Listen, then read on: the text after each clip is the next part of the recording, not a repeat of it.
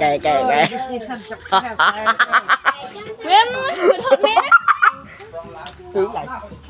quá ai đốt rừng gì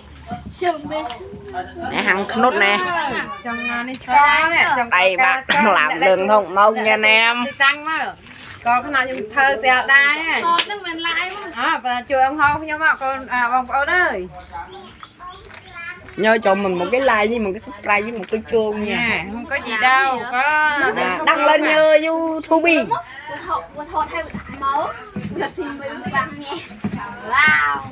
tao lá bác sĩ hả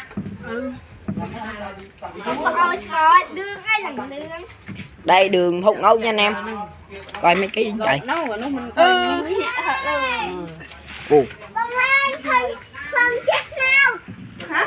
ê sao cái nhiều dữ cơ một lô ha sáp lại được sáp 1 kg 50.000 sáp ha sáp con 500.000 nha anh em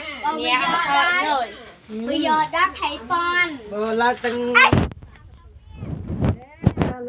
lăng luôn sám sáp ngay ngay nó vui có thòm chia ra bằng con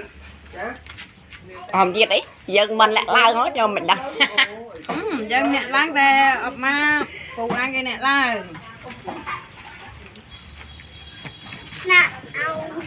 hello muối hello muối hello bằng con con nè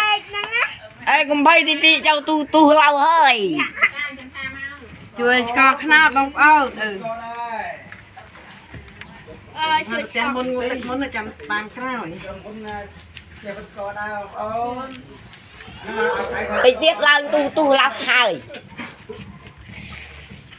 bằng con ơi bà tận tịch tới trong đạch xa lại livestream lan tu đây xem đạch xa nha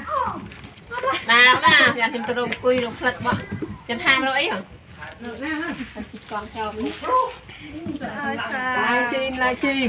livestream lên tivi thế nào